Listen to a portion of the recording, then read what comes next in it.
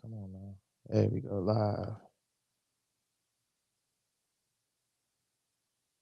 Okay, let's go. I'm about to tag you in here.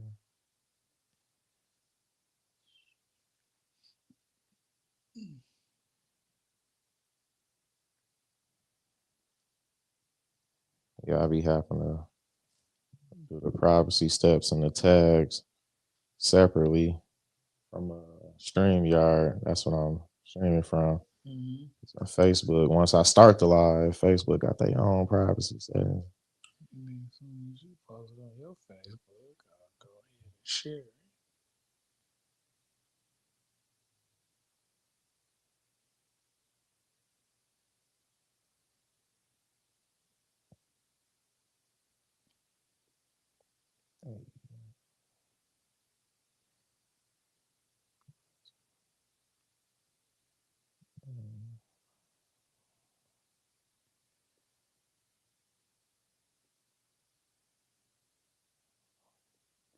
All right, you should be tagged in there.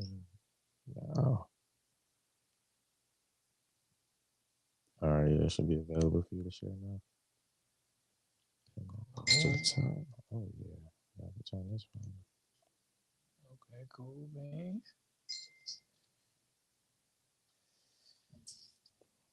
All right, everybody, tap in, world.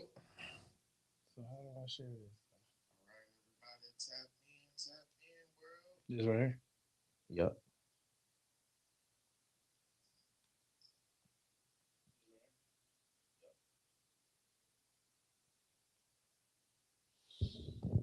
Okay.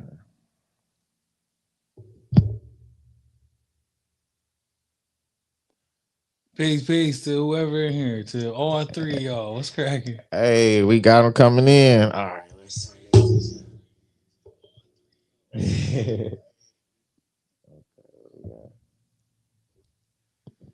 Hello, world. Thank you for tuning in. Today is October 9th, 2025. We have much to discuss with Chris the Boss. It's your boy. What's up, motherfuckers? Communication's a must, and with long-term success, that's the route that I trust. Allow we miss and come back to hit us till we sit and think about it. We got much to discuss. Yeah, communication's a must, and with long-term success, that's the route that I trust. Allow we miss and come back to hit us till we finally try to fix it. We got much to discuss. And we are back with more much to discuss with Chris the Boss. I appreciate everybody who's always tuning in. Any new viewers, welcome to the show. Let's get to it. We have a very, very special guest in the house tonight, making his way to the ring. Let's go. Weighing in there. No, Let's go. Give me the WWE intro. Trying to get what's my man's name? Finkel. Howard Finkel. Howard Finkel. I'm Okay, trying to get so you know what's up. Tap into my inner Howard Finkel So and shit. for those of y'all who don't know, who not wrestling nerds like me and Chris, obviously, Howard Finkel was a legendary WWE ring announcer. That's the ring announcer that I grew up on, like straight up in the 80s and 90s. It was legendary. Finkel used to come out there real dapper. Yeah. The bow tie on and everything, man. Literally, bro, I ride around sometimes and listen to WWE themes, and I'll do the Howard Finkel voice, like when I'm driving and shit. Wait, can I cuss in here? Oh yeah, go ahead. Okay. So I'll do the Howard Finkel voice to certain music. Hold on, let me see. Y'all might get one right now. Hold on. Oh shit. We starting this interview off hot. Oh shit. Hold on, let me see if I got it. We starting this off hot. Shouts to all my friends that are in pro wrestling. Shouts to my dog Swerve Strickland. Shouts to my dog Monteezy. Shouts to Big E. Shouts to who else? Me and All Ego Ethan Page just found out we got mutual friends. Shouts to all my pro wrestling friends. Wait, hold on. Shouts to Big Swole. Shouts to who else, man? It's a lot of cats in pro wrestling that that over the years I got cool with, man. And you said you and Ethan Page. He is he in NXT right now? Yeah, right Okay, now, yeah. okay. Matter of fact, I Yeah. think they got a show coming up in Detroit. Hold on, this the one I do. Look, y'all, my inner nerd about to come out. And I don't care. So look, so so when I'm in the car, I'll be like, the following contest is scheduled for one fall. Making his way down the aisle with his manager, the sensational Queen Sherry. Weighing in at 237 pounds, the Macho King, Randy Savage. And it's the Macho King, Randy Savage. Oh, what did he used to say back then? Oh, yeah. Oh, yeah. Come on, man. Hey, look, y'all just got my Howard Finkel and my Macho Man Randy Savage, dog. But yeah, when I'm in the car and I'm by myself, like if I'm having a bad day, I go into straight Howard Finkel mode. And it's always I do the Macho King. See, I gotta keep that playing for a second. See, Yeah. Cause y'all wrestling fans, y'all, when y'all hear that music, y'all probably think of Macho Man with Miss Elizabeth. Yeah. No, Yeah. I go straight heel Macho Man, Macho King Randy Savage from 1989 to 1991 is probably my favorite version of the Macho Man when he was the Macho King Randy Savage and he was a heel with Sensational Sherry.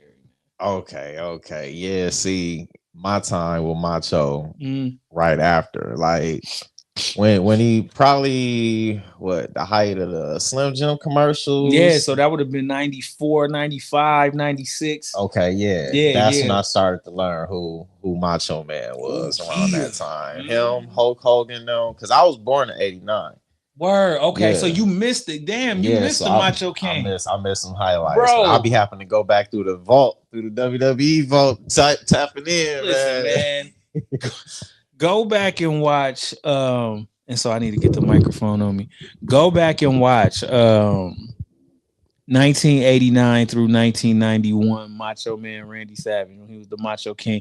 Probably some of the funniest promos, the most dedication to a character ever, and some of the dopest storylines. You got, when he was beefing with who was he feuding with? He was feuding with Dusty Rhodes around that time. Him and Hulk Hogan had a feud during that time.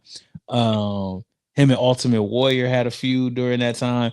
So yeah, but I don't want to turn this whole podcast into WWE, man. But then, why was I thinking that before you got here? I'm sorry, man. Listen. I'm sorry, y'all. I'm a big wrestling fan. If y'all don't know, but I ain't making no better starting it off with it. But let's get it, bro. Like, let's talk about whatever you want to talk about, man. Let's get into it for the city, man. Let's continue his introduction. Shout out to Howard Finkel. Yes, rest in peace, Howard Finkel. Making his way to the mic, first time on the podcast.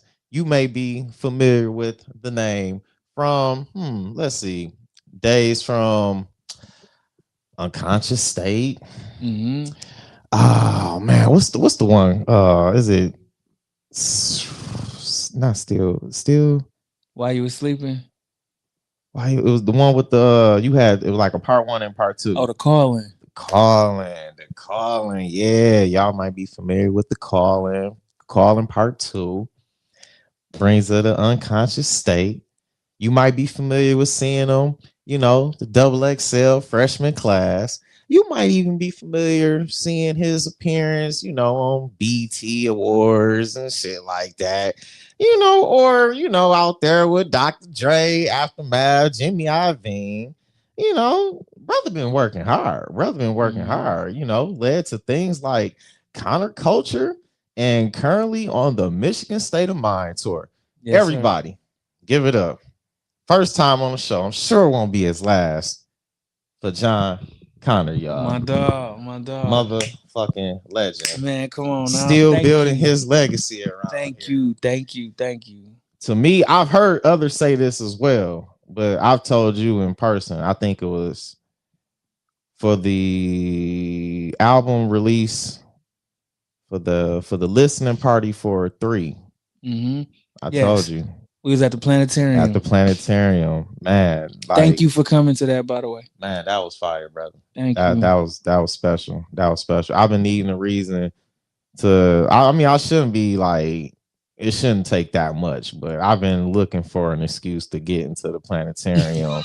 I was telling people for years, like, man, y'all remember going to the planetarium back then? Like, I just remember on field trips, but I can like vaguely remember the experience. But like to listen to 3 in the planetarium, like, and I hit the blunt before I went in there. So it was like, oh man, I was high. Let's like, go. Man, Let's go. Like, let's go. I was so focused and locked in, man. You was in a whole nother world. Man. Literally. It was just like I was just sitting there trying to like visualize everything you was painting. Like, not even just you. Oh man, you got some dope features on there. You got features on there from people I consider family, like OTD.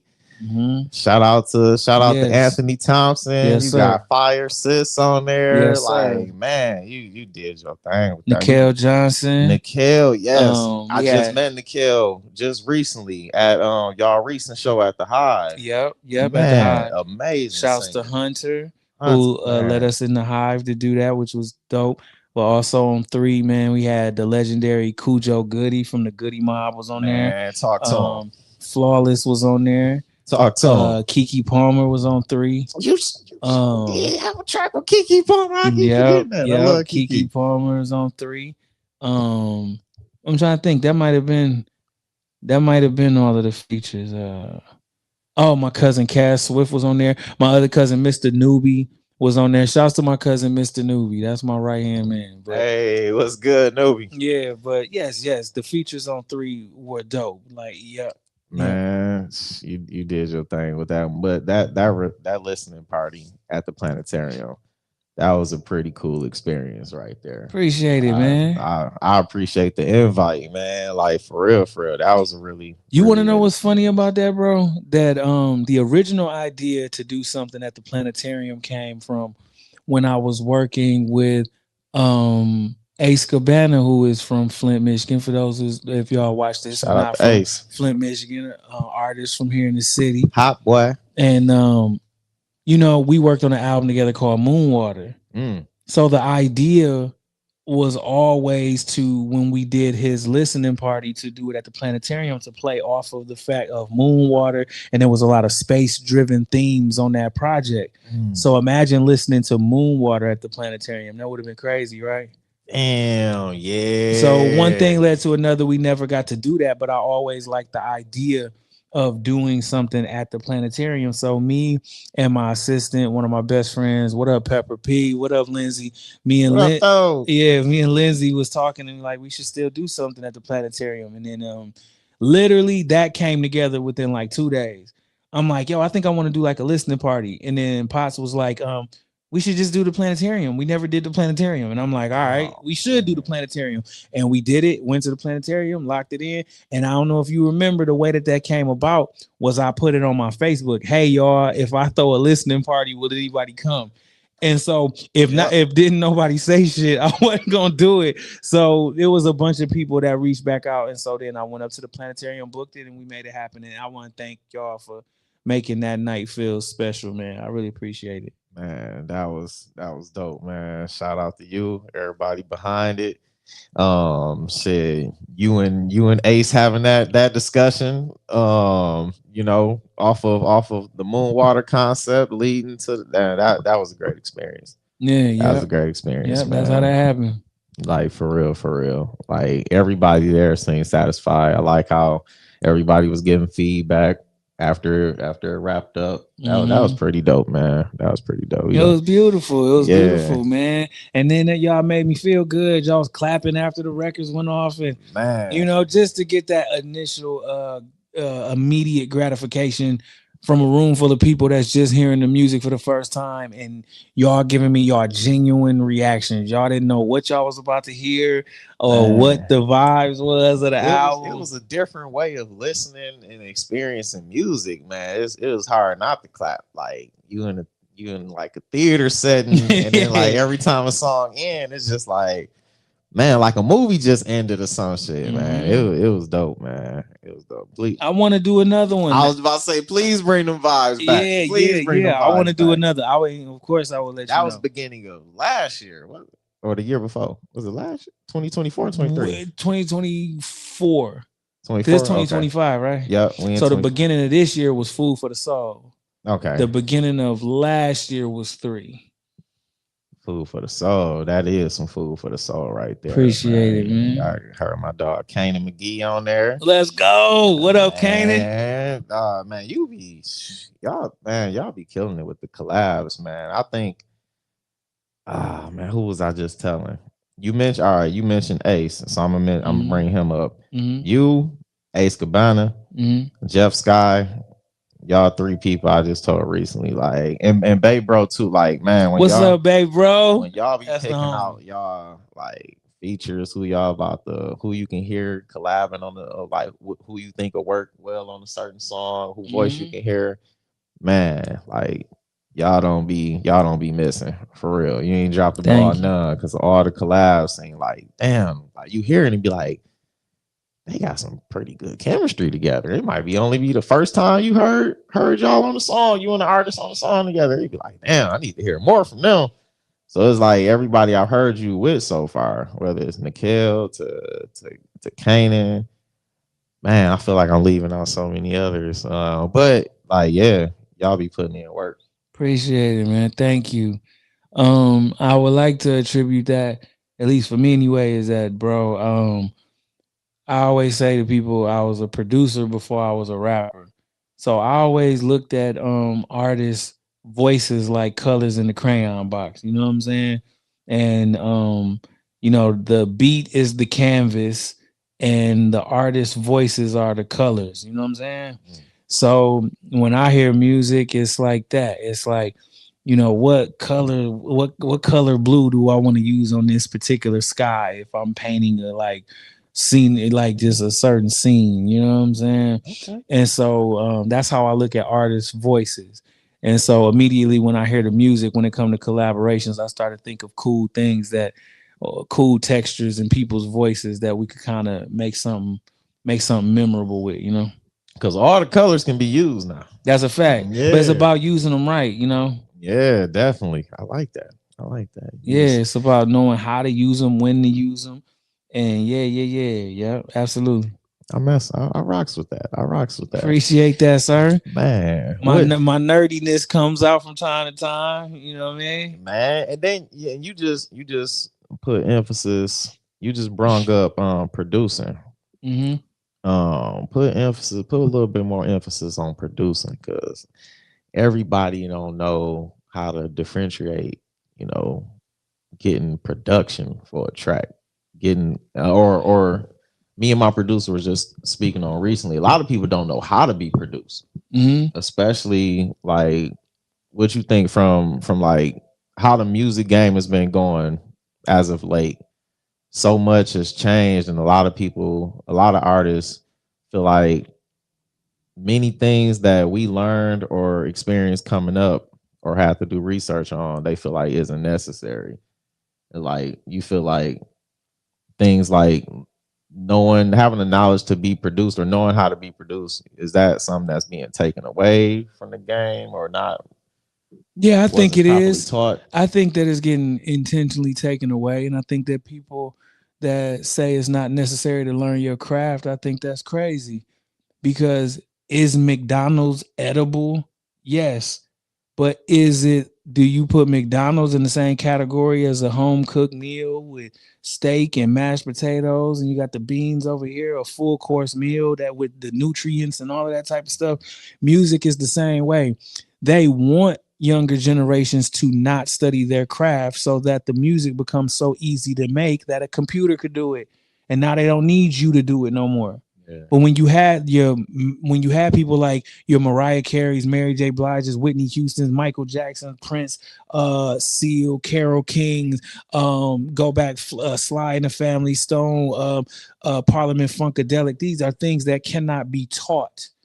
You understand what I'm saying? So it's like I kind of feel like in the bigger picture they're trying to make humans obsolete with all of this AI shit. You feel me? So it's like if anybody could just get on the mic and say anything and sound like anything, then we can type in to a computer of how to sound just like you, because it didn't take shit to do it.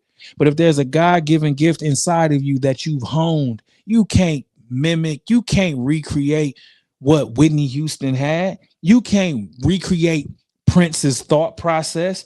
You couldn't in your wildest dreams, because you don't know what he gonna wake up on.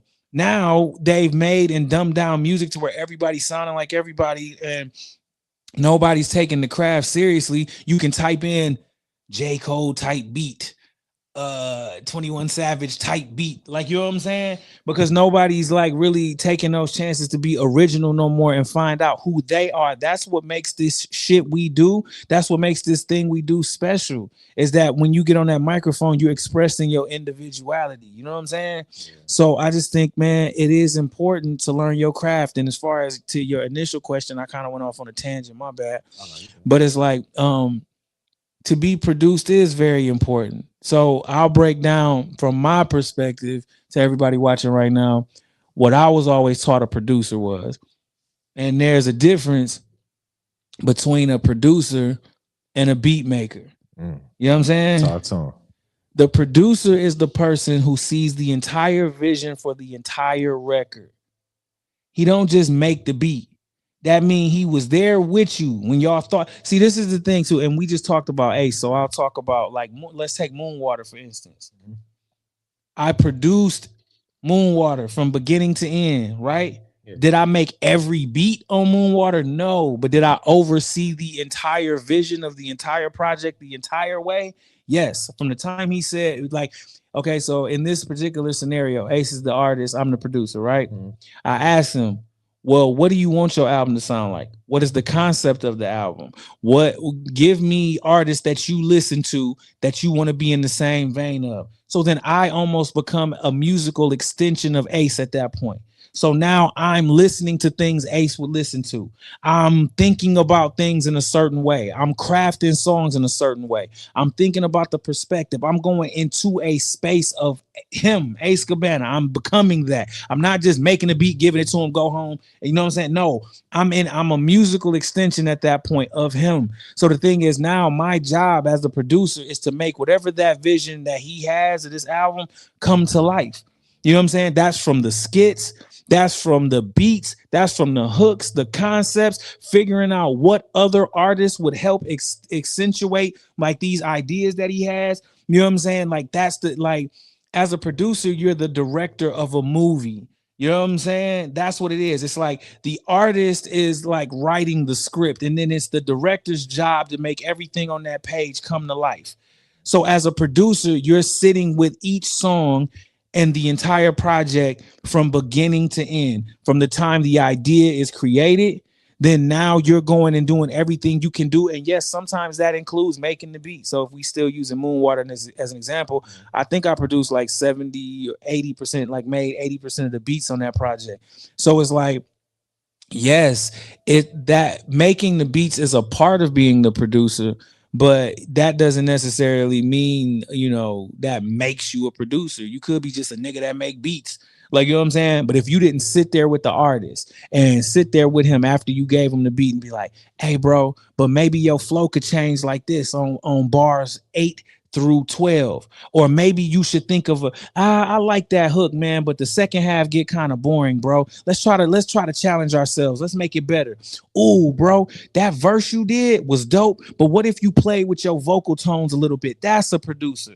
Somebody that's sitting there with you and doing the best they can to make sure you and the artist make the best record humanly possible.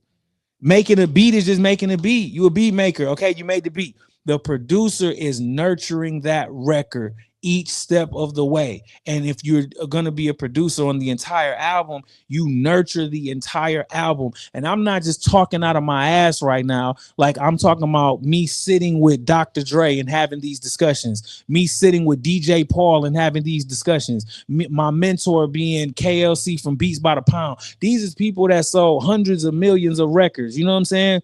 And it's like, when I came back to Flint, all I wanted to do, like, you know what I'm saying, is give all of this information and knowledge that has been like ingrained in me from these legends.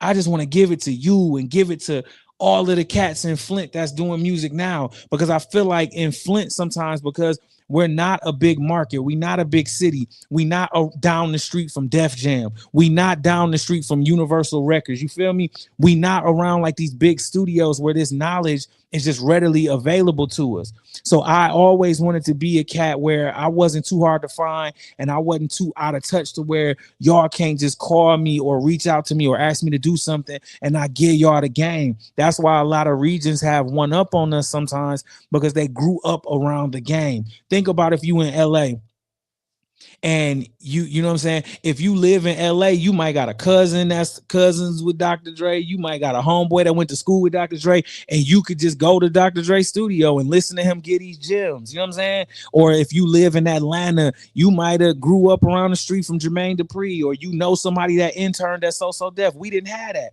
So for me, it's important to be able to say these things on platforms like this, and I appreciate you for inviting me to your platform. But because it's the crib, you know what I'm saying, and because I am so passionate about our people, and I'm so passionate because there's so much talent in Flint and always has been. But the thing that's been like our downfall is, one, the lack of unity, two, like the lack of information, and three, the lack of resources at times. You know what I'm saying? So I love being able to say this, but yes, that is what a producer is. The person that, yes, at times they make the beat, but they sit there with you and they listen to your concept and they try to make it better, or they listen to your vocal tones and try to coach you on how you could spit the verse better, or on what parts you could be more, put more enthusiasm in it, or what parts that could use a harmony, or maybe we take out, maybe this part right here is too wordy, let's put a bridge right there. Like, they're coaching you through the entire record, and if they're doing your whole project, they're doing that through the entire album. That is a producer. And so sometimes, even if somebody else make the beat, they'll sit with you on that song too, even on beats that they didn't make. That's why you see a lot of times on these albums, like Puffy is the executive producer on all of the Bad Boy albums, or Dr. Dre is the producer on like those Death Row albums, or you know what I'm saying? You see certain people are the producer, even though on some songs they didn't necessarily make the beat, but they still get that executive producer credit. Like, even I seen one time, shouts to No Limit, which, like, I got, man, love for No Limit Records. I grew up on them. But I remember seeing Fiend from No Limit one time talk about how he was working on his first album, There's One in Every Family. Man, I know, man, I might be talking to a younger fan base, but please do y'all research on No Limit Records, because their run in hip hop was legendary. It's the womp womp. You feel me? So You got track with Fiend, I do. We're gonna talk about that too. But Fiend was doing an interview and he talked about how he was working on his first album, right? Mm-hmm. And P was, I guess, disappointed in the music that he had turned in at that point, right? And then Fiend was like, look, man, why don't you just tell me what you want me to do? Like, you know what I'm saying? And at that point, Master P came and helped him executive produce the album. Like, okay, man, here, you rap to this beat and do this type of hook to it. Rap to this one and put this to it. Rap to that and put like, he helped him craft the type of album that fit the vision that was the sound of No Limit Records. So I got long-winded, but I hope when y'all play this back, I said something that is helpful. Hey man, it's plenty of people out there like myself who appreciate them type of gems, man, being kicked to you. Shoot, I remember hell, when you was out there in Cali, when you used to come back here and visit, shit, I was working at FYE at the time, mm-hmm. Valley. Remember that? Yes. Every time you came to Flint, you always stopped at the Valley. Yes. Came through there, walked around the store, but you hollered at me every time you came through there. Like, yes, you was dropping some small gems, like giving me some advice. Like, man, I remember you telling me about like you finishing up Vehicle City, waiting to get that dropped, and man, just talking to me about being in the industry and giving me pointers here and there. Man, so it always felt like it was easy to converse with you, man, for sure. Because every time I seen you, it was good. It was always genuine and shit, man. And you ain't never like bit your tongue on giving some type of advice or whatever. If like, even if you might not even have time and shit, you know, that day you might have been in and out, you still stopped for and gave me a minute, hollered at me and shit like that. I remember my manager and used to be like, "Is that Jon Connor?" Like, oh yeah, That's love. like, That's yeah, love. yeah, like for real, man. That's Shoot. love. That's love. Even today, it's on my my original Instagram account, but my main Instagram account, I believe, like footage my manager had recorded us doing a quick little promo when Mm-hmm. the day of the because you came through our store the day of the release of Compton. Mm. You came through and got I think you got a I know me and my manager bought a copy while you was there. Cause I'm like, I was gonna wait until I got paid. But Yeah. it was like seeing you in the store, I'm like, man, I'm about to get an autograph. Like, look, man, I Yeah. gotta Yeah. ask John for an autograph while he Yes. here. I can't wait. I can't wait to pay that. I gotta get it Yes. now, man. I gotta get it now. And thank you for that. Bro, I played that copy. I had to listen to it online and shit. Mm-hmm. But that physical copy, I don't even know if I played it all the way through. I did play it through once. But then I look back at your autograph. I'm like, man, I'm not about to let nothing happen to this CD, man. I'm putting this Hey, motherfucker up, man. This should never get played again. let's go. Let's go. I had to go buy another copy, but I've been listening to it on YouTube and Yeah. since then. But that one you autographed, man, I had to put that bitch up, man. Man, that's love. Thank ain't you. nothing about to touch that, man. But yeah, that was a dope experience, man. I remember posting you on my Instagram back then and shit. Like you, oh, we thought we was taking pictures. Like, oh, we live. Like and you start promoting the album. That was pretty dope, man. But Yes, yeah, sir. Connor always been solid, man. At least from my experience. Thank you. Connor always been Thank you. solid, man. I don't know if you got like a heel turn in you somewhere in there. A heel the turn. wrestling knowledge and shit. No, I like to think that I'm a baby face, man. I think I would like to think that, man. I would like to think that I do my best to be that, man. You know what I'm saying? Just be just with me, I like to be what you see is what you get. You know, I feel like I'm a direct person. I'm an honest person. I don't run from confrontations. I don't start shit with nobody. I'm chill. I'm in my own space. You know what I'm saying? I like to think that I'm accessible, easy to talk to. Um, I take accountability for my actions. I'm always willing to talk peace with anybody who's willing to talk it. I'm not about drama. I don't say shit about people that I wouldn't say to their face. You know what I'm saying? Like I stand on my morals and the things that my grandfather taught me as a kid. So when I hear you say, you know what I'm saying, I don't know if it's a heel turning you, man. With me, it's what you see is what you get, dog. Like you know what I'm saying? I might never mind. Go ahead. No, talk to us.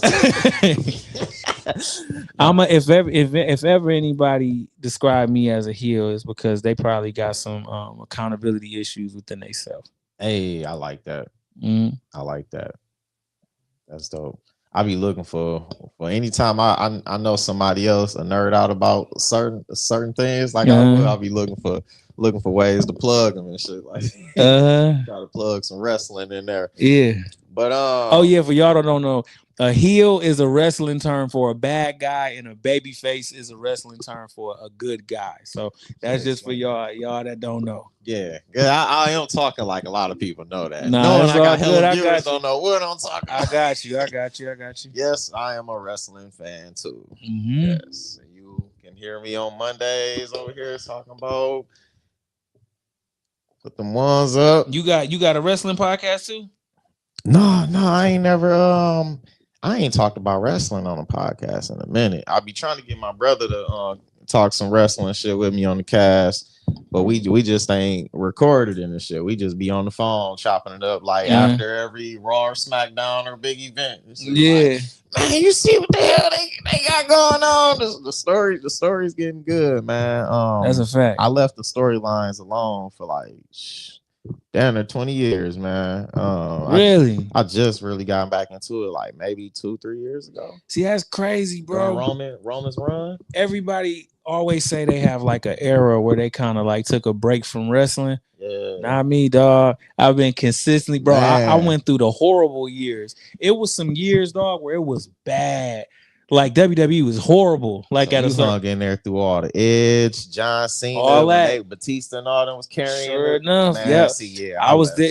I was definitely hanging in there through La Resistance and Gene Snitsky and Man. Heidenreich, fucking Deuce and Domino. I was there. I was Man. there, dog. Man, it was bad. I was there during I'm trying to think who else was on some of them rosters that was kind of hard to La watch. Resistance. I remember that name. I Yeah, just can't man. put a Rene Dupree and Rob Conway. Rene And no Dupree. disrespect to none of these people. I'm just Damn. saying that the storylines of WWE at that time was terrible. But you know what about pro wrestling, dog? It's just like anything else. It goes through ebbs and flows. There's times where it's really, really good, and there's times it's really, really bad. And it's like with me and WWE, bro, I'm like you know how with sports teams, people that's from whatever city they from, they will not stop cheering for that team. Like Yeah. even when the team is terrible, like even when the Lions was horrible, like you know what I'm saying, we Man. gonna come back. We go, dog. That's how I am with WWE. Like, 0-16 years. dog, Oh yes. my So gosh. that's how WWE is with me, bro. Like, I'm Example, all, any typical Nick or Cowboy fan, basically. yeah. They be They going gonna through ride they till the go through wheels the fall off. motions, and they ain't. You would think both of them teams winning championship after championship the way they fans be That's a going fact. on. That's a Like, fact. That's a fact. Cowboys That's a ain't fact. won the ring since damn. Like That's me with WWE. It was bro 93 through like 96 until Stone it was Cold some got bad there, years. brother. It was some bad years, Was it? And boy. I was a kid and I still was sticking with it. And all my friends didn't watch it. And then we came back in 97, 98. We was back. Stone Cold, The Rock, all of that. And everybody was jumping on the bandwagon. Anyway, I'm doing it again. We I talking about wrestling. I'm Yeah, sorry, we bro. gonna have to. You got the wrestling Yeah, cast. Culture I'm gonna have Mania. to get on there with you. Yeah, I'm gonna have to dog. get on there. This is the official invite. Shouts to my dog Donovan who do Culture Mania with me. You gonna have to come over there, bro. Hey, for real, for real. But Okay, let's talk about music. I'm sorry. yeah, man. So music has opened up many doors for you, man. Mm-hmm. Man, I can think back shows in Flint about 08, 09, man. Like seeing running into like you and Cleves Mm-hmm. and places like the Body Shop and shit like that. Mm-hmm. So like you performing tonight, you're like, and then to next thing I know, seeing you on the double XL. What? How'd you get the grace? How you get the chance to grace to cover the double XL, man? What led to that opportunity? Working my ass off, man. Like working every night, no social life. Anything that I did is which pretty much is still my life now, you know, but that man, like to do those things that people get a chance to see or like I guess certain victories that people celebrate of my career. It's like they always say, it's like, you know, you see in the end result, you're not seeing the shit that's going on behind the scenes that led to that. Like I said, no social life. Everything that I did was music, is music, music, music, not complaining about it, doing whatever I had to do to get there, you know, no matter what that was, whether it's passing out CDs, whether it's, you know, rapping in hole in the wall clubs where it's literally only 3 people there, but I'm rapping like it's a million people there. Like, you know, those are the things that led to that. And at the time, oh shoot, is it messing up? No, somebody put a comment on here. I'm trying to. Oh, okay, all good. When that Crystal Boss and Jon Connor collab coming. That's from Jay Thomas. Oh, worse. Whenever you want, whenever you say. Hey, let's get it. Yeah, whenever you say. But yeah, get into the double XL joint, man, which is hard work. And I always got to give credit to my managers at that time. It was Martine Cleaves and Young Sav. The 3 of us worked hard. It's like the 3 of us never questioned each other's work ethic. It was like the reason why we accomplished all the things that we accomplished early in my career is because all 3 of us worked equally as hard as each other. We never had to question like whether Mo was gonna hustle and hit the grind and be in people's faces and getting the music out there. We never had to question whether Sav was gonna be trying to give me opportunities within the industry and get my name out there. And they never had to question whether my output of quality level and consistency when it came to the music. We was literally like a 3-headed monster where it was like it was unstoppable because all three of us were equally as passionate. We all three believed in what we was doing, and none of us wanted to take no shortcuts or no shit like that. It was we was gonna work our asses off. All three of us was fucking tired as shit all the time, but that's how we ended up getting the attention of Double XL because we stayed in people's faces. We was at every festival. I was on every blog. I was coming out with a freestyle every week. I was dropping an album every 2 months. Like it was my thing is if you feel like people not giving you the respect that you deserve, then you ain't working hard enough. Make it to where you undeniable. Everybody got some type of talent, and talent is subjective. So I hate when I hear people say I'm hard as hell or I'm doper than this person or this. But well, listen, man, nobody don't give a fuck because at the end of the day, talent is subjective. It's somebody, man. It's somebody. I know niggas that don't think Jay-Z is dope. You know what I'm saying? I know motherfuckers that don't think Lil Wayne is dope. So what I'm saying is talent is subjective. It don't matter how dope you are or how good you think your music is. What bottom line separates people from other people is your work ethic. How hard did you work? That's why it's people that might have subpar music, but they make it further than this other person over here that's super talented because that other person that's super talented is lazy in other ways. The dude that got the subpar music, he willing to stay up later. He not partying. He in the studio all the time. He not doing the bullshit. He not on drugs all the time where he high out his mind and he can't fucking focus on his music. That's what it's all about. So that's why I remember when I was coming up, it used to be so much hate. This motherfucker Jon Connor ain't this, he ain't that, but I work harder than you. So it don't matter if you think I'm dope or not, I'm going to outwork you. And that is the thing that got us to that point was it's like that's how we got there. That's how we did all of that. Was we wasn't afraid to outwork everybody. People could say what they want to say, whether you think I'm dope lyrically, whether you like my content, it don't matter because at the end of the day, if you stay consistent to who you are and what you do, you're going to find your audience. Everybody don't like. That's why I said the example about Lil Wayne and like Jay-Z. It could be anybody. Everybody don't like NBA YoungBoy. Everybody don't like Young Dirk, Lil Durk. Everybody don't like. Okay, because talent is subjective.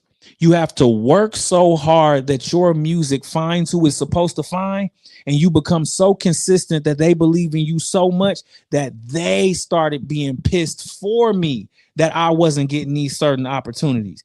It was them in the comments. I didn't have to get in the comments to say, oh, these niggas hating on me. I need to be on the cover of Double XL. No, my fans were saying that because they like this nigga is working hard as hell. What the fuck you got to do to get on the cover? Like, you know what I'm saying?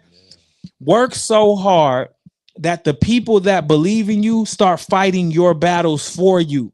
Where all you got to do is stay consistent, be in that studio, do what you got to do, and your fans will scream for you. Your fans will get loud enough for you. Your fans create the opportunities based off of how hard or how strong your work ethic is. No excuses. Just go fucking hard until you undeniable. Don't just be dope, like I'm dope. That's your excuse. Well, everybody's fucking dope.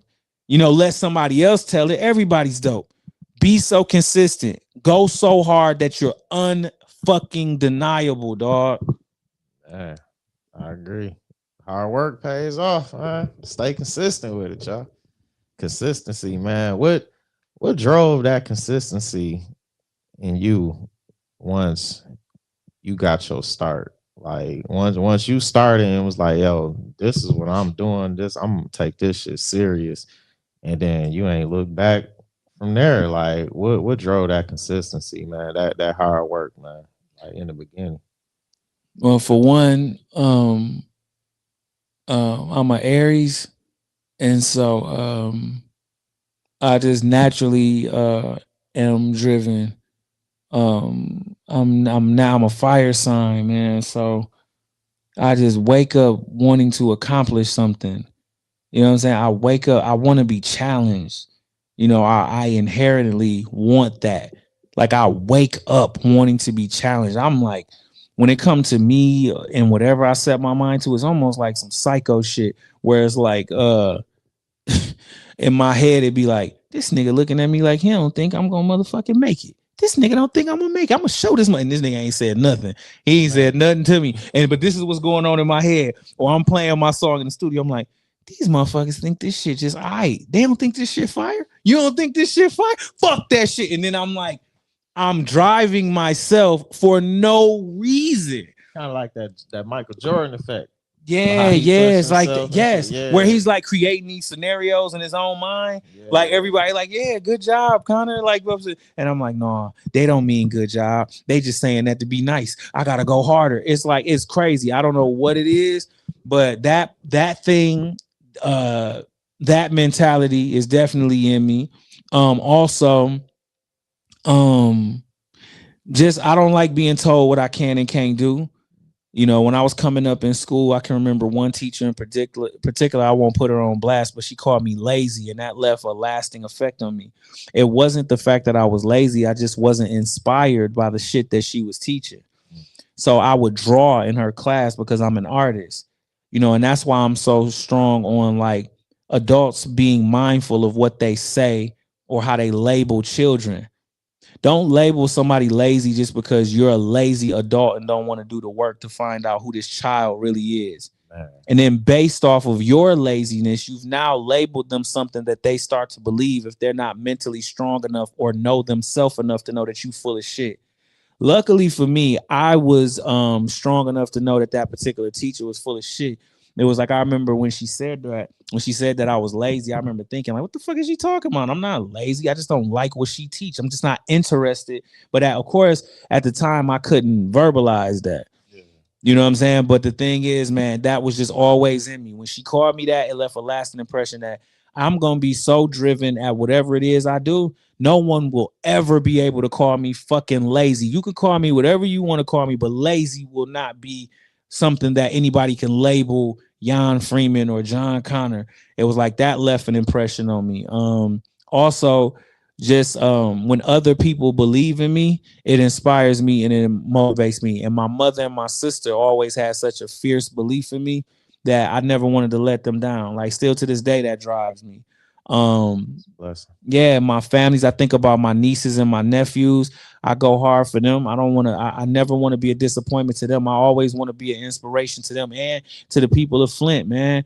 That you can do whatever the fuck you want to do. You know, it don't matter. Your surroundings don't decide or determine the outcome of your life. You do. Man. You know, so those are some of the things that have always driven me, man. And I've always had like a competitive spirit that anything that I wanted to do, I wanted to be the best at it. That's where the whole best in the world shit come from.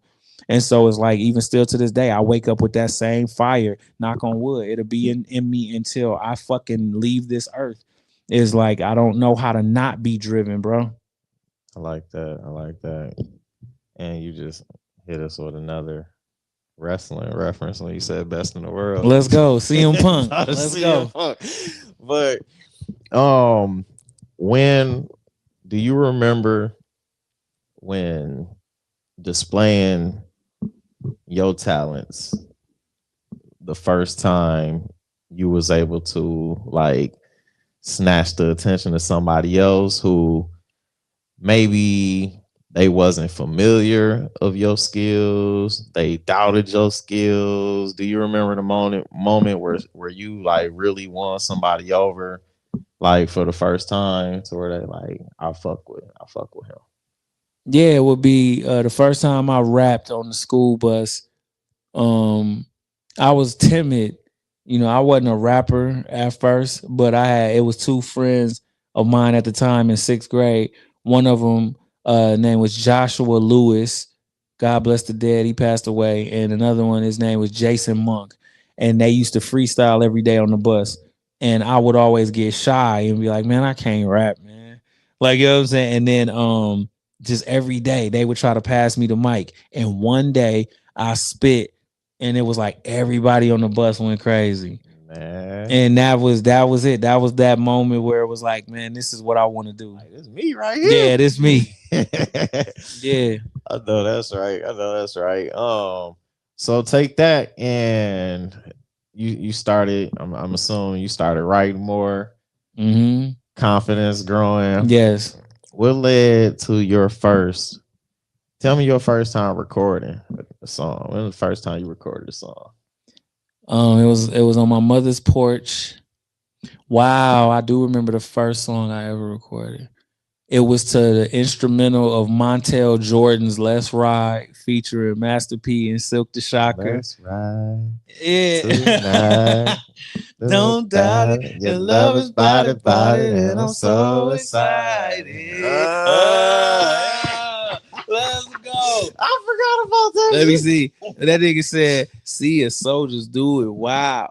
I could make you smile, make my 9 gold pile, put on your boots, let's run some miles, camouflage on them sheets, make that headboard squeak, up and down till you weak, cause the thugs like to freak. 68 to be my code. If you bought it, girl, let's roll. I told you wasn't no limit, cause tonight anything goes, let's roll. Let me help you take off your clothes, give a preview before and the rest after the show. Let's go, man. Nigga still remember Let's that go. shit. No, Oh, listen, Chris, listen. That shit literally just came back to me as I was rapping it on the spot. I ain't heard Silk that and shit. I mean, bro, I haven't listened to that song in so long. Shouts to Silk the Shocker and Master P, because I just remembered that shit right now in They this ain't gonna play moment. that at the No Limit Cash Money verses. Hey, dog. They ain't gonna play That's that at the verses. crazy. That's Hey, crazy. That's funny crazy. right That's there. crazy. And you said that was the first track Yep, you yep. recorded First too. song. And God That's bless the dope. dead, my homeboy Lil Joe that stayed down the street. He gave me my first karaoke machine and microphone for me to record myself. And it was with my homeboys Alvis Johnson and my man Jason Thurkill. And the three of us recorded, and I think I was 13. No, I might have been 12. Yeah, well, whatever year Let's Ride came out. Jason, Sensational Rock. Damn right, Sensational Rock. Man, dog. Yeah, That's you damn my dog right there. So do you know? So have he ever told you that he was He didn't tell me that story. Me and our homeboy Al. He was there the first day I ever rapped at all. Like the first time I ever rhymed words on a microphone.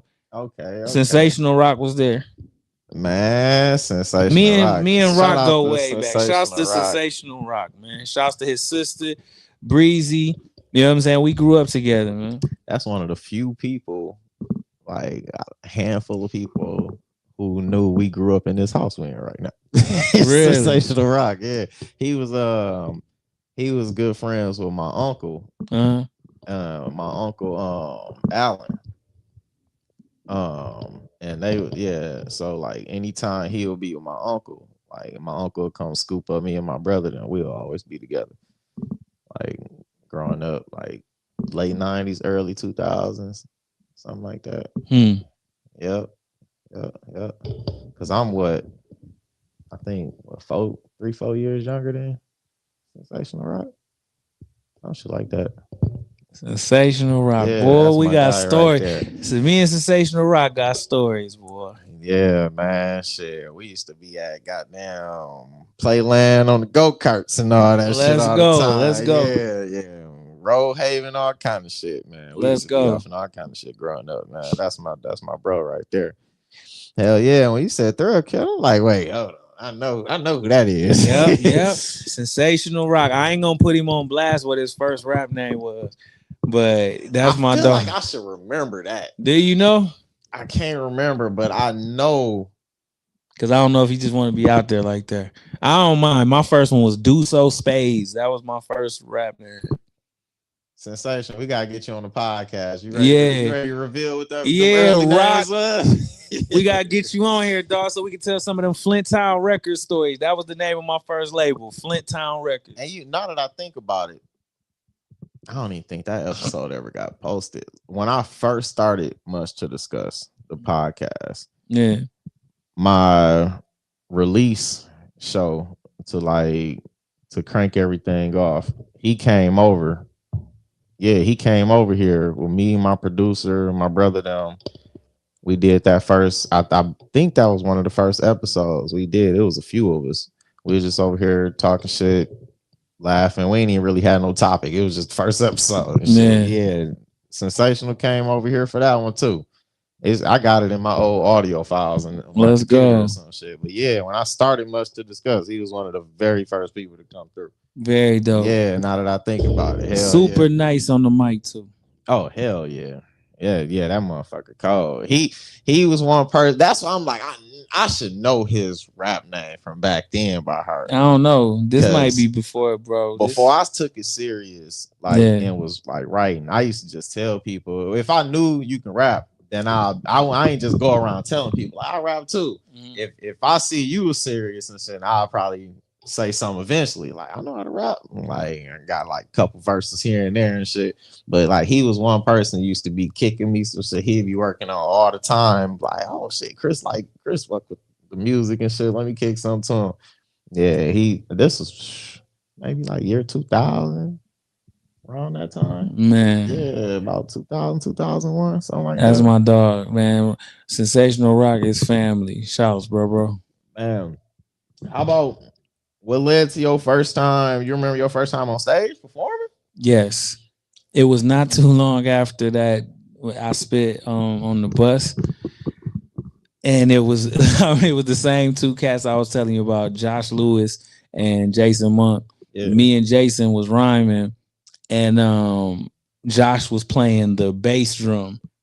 He just had he had a bass drum and a cymbal, and the beat was boom, boom, boom, boom, boom, boom. Now that sounds dope because I'm doing it with my mouth right now. But imagine a sixth grader. Imagine a sixth grader playing that shit loud as hell, and then these other two little sixth graders rapping, trying to rap or whatever. And man, I remember it was so crazy too because to even get in that talent show, that was at my elementary school, St. John Vianney, and I remember the teacher that was over the talent show. Her name was Miss Tucker, and she was a sweet woman, but she had like just an intense look about her. Yeah. And like we had to rap it to Miss Tucker before we did it. Oh my god. And she hit us with the come on. What do you guys got? What are you gonna do? I'm like, oh shit. I'm already nervous. Oh, okay. People chiming in. What's up? What's up? Comments from Ghost Light. Peace. Shouts to everybody that's coming through and dropping comments. If y'all got questions too, man, like let us know. But yeah, I remember having to rap it for Miss Tucker, and then we rapped it in front of the whole school. And I remember feeling like the empty feeling of we suck. And then I just remember thinking I gotta get better at this because I do not like the feeling of feeling like I didn't do good. Hold on, we got a question in here for you. What we got? I didn't see that. Let me see. Question for both of you. When was the first time you heard Crucial Conflict? Smoking on hay in the middle of the barn. I know I was little. I don't remember when. Hell, I'm gonna tell you. I didn't even know their names. I just remember like how the song go. I remember that part right there. I remember one of them name was Wild Style. That's all I remember. But I remember they was hard. That song, "Hey in the Middle of the Barn," is still hard to this day. But so the question is, when the first time we heard it? Yeah, I don't remember the first time I heard it. I know I was little. Yeah, I was little. When whatever year it was that came out, because my sister was a big hip hop fan. So all the new shit that came out, my sister was up on it immediately. So whatever year Hey came out, maybe 96. Or the first time you heard 3-6 Mafia. Man, Ooh. Let's go. Shouts to my big brother DJ Paul, man. You want to answer that first or I answer it? First time, this kind of similar with Crucial Conflict for me. Like, it might have been that I can remember. I think it was towards the end of the 90s, but it might have been before that. Because I still to this day be coming across music and it'd be like, oh shit, that's such and such. When I was little, I didn't know that's who that was. Like, I ain't fully understand everybody and everything. And then until I was like growing up, going back, tapping back into it. But it's like, hell, I just found out recently I liked some old Yin Yang Twin shit from like the mid. Let's go. And I thought I didn't hear about Yin Yang until Whistle While You Twerk. But they was on some real popular songs like in the middle of the 90s and shit like that. But like back then, I didn't know who they was. I ain't really know Yin Yang by heart until Whistle While You Twerk. Yeah, man. I mean, but 3-6, 3-6, yeah. I remember they had the shit with like Hot Boys. That's a fact. what was it? The Play it while you hating. Play it while you hating. That was the radio version.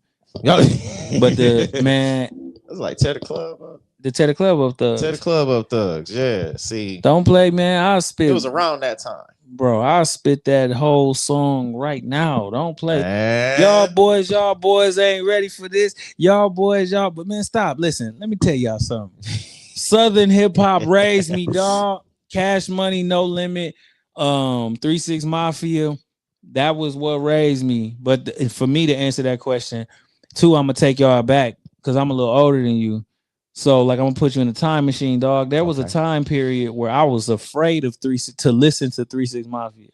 Like 3 6 Mafia, Esham, like it was certain shit that when I was growing up, where it was like, see, now is normal, like 3 6 Mafia, right? Yeah. But when I was little, like it was like a connotation on 3 6 Mafia, like it was devil music. 666. Yeah, the 666, right? So it was on. People used to have them exactly. So see, I got to put you all in the time machine because now, you know, we older and sometimes we forget history because we get so caught up in the now, we forget what was, right? So when I was coming up, I remember it was almost like you couldn't listen to it. I remember when 3 6 Mafia commercials would come on TV, like when I'm watching Rap City, and you got to think the commercial, like the tear the club up, nigga, tear the club, right? Yeah. But then the voice on there was like, banned in clubs all over the United States. And I'm like, oh, snap, these niggas is crazy. They banned. Like it was like banned in most states in the United States. Man. Right? Yeah, and I do remember that. You feel me? And then it was like, with their smash hit, tear the club up. Tear the club up. And then you see niggas just getting crunk and all that. Bro, I was terrified. And so the first time I heard 3 6 Mafia, my sister had bought their CD. It was I believe it was The End or Chapter 2 World Domination, which had Tear the Club Up 97 on there. Mm-hmm. And then I'm like, man, this shit hard. Why is this shit banned? That's what I remember thinking as a kid, like, this is dope as hell. Why is it banned? But it was banned because the song Tear the Club Up was literally causing riots in the club. So I'm thinking it's banned because it was on some devil shit or something like that, which is what, you know, kids at that time was saying. But it was like, oh, it's because motherfuckers is turning up and there's fights in the club and this music is actually dope as fuck. So first time I heard 3 6 was when Tear the Club Up 97 was blowing up. Man, I remember with 3 6, people took it even as far as when they like really blew up with the Most Known Unknown, that album. That's crazy. That you want to. What year were you born? 89. And so, damn. When I say really blew up, yeah, the song from the Hustle and Flow soundtrack. Yeah, the Hard Out Here for a Pimp took them to another level. Yeah. We already knew who 3 6 was, but they just reached a whole nother level. Even around that time, Hustle and Flow to the Most Known Unknown album, people would even go as far just to expand on the devil worshiping and shit like that. The song Stay High, well, the radio Stay Fly, but in the background people used to be like, you hear he talking, he telling you to something about Lucifer and like people used to point that out and like, you're my God, you're my king, Lucifer. That's saying, like, that's repeated throughout the I don't know if just through the chorus or through the whole song. Is this facts or is this just speculation? Like because it's a sample from a Willie Hutch song, correct? See, I don't know my samples. See. But that part I just said, that's y'all see. I just caught Chris up about to spread false information. No. What's false? That's a Willie Hutch sample. See, I don't know the sample, but that's in that song though. Where? On the I Gotta Stay High. No. I'm saying I gotta hear it.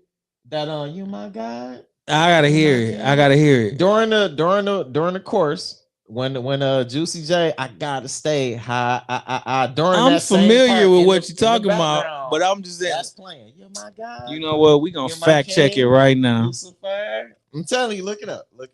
I'm about to play Stay Fly right now. Shouts to my big brother DJ Paul. Who know his music. Listen, if my brother DJ Paul ever see the Paul, I got you, dog.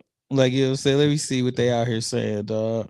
Yeah, and you can hear it when you listen to it. It should be on the notes too. But that's in the background playing. I don't know if it's just through the chorus or through the entire song. But you're my God, you're my king, Lucifer. And people used to be like, "You hear him saying Lucifer on this?" I'm like, man. I'm about to put in Stay Fly sample. Okay, and we about to listen to it. Hey, that's something my producer be trying to get. So the name of the song, see, look, I told y'all, look, this is how I get down too. I'm a fact checker. We always got to check facts, man, especially when we look, this information is going to live forever. It's going to outlive all of us. So the sample for Stay Fly was Willie Hutch. Tell me why has our love gone cold is the name of the sample. All right. So this part of the song that you saying is going da da da da da da da. So let's hear what he actually said.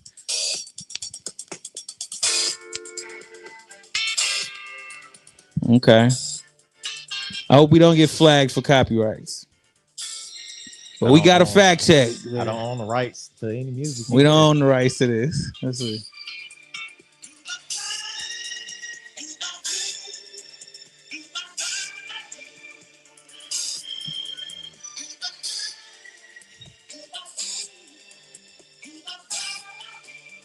Now, where the hell you hear Lucifer at? Not on there. So where the hell y'all getting Lucifer from? Man, I swear on the lyrics, and we looked it up back when that song came out, when it was popular. And we looked it up, it said, "You my God, you my king, Lucifer." But that's not what I heard. It's the same cadence. This the sample. Man, go to the you sure they ain't changed it? See, y'all, this is why in 2025 we gotta make sure we fact check. Because they would have had my dog, my big brother out here on some Luciferian type shit. Man, let me. Because he didn't listen to some doctored up internet song version. I just played him the actual sample from Stay Fly. I wonder, can I type that? Look, now he about to type in the fraudulent statement that he just made. He about to type in, "You're my God, you're my king, you're my Lucifer" in the Google. And of course it's gonna pop up, Chris. Man, it gotta be something else tied to it. Ain't gotta be nothing else tied to nothing. Listen, see, look, when I type it, we're debunking this theory. Now, what are you about to play for me? I really don't know. But I know when the first time I heard that, when people was pointing out to me exactly what was said in the background. Now look, we about to play Stay Fly by 3 6 Mafia.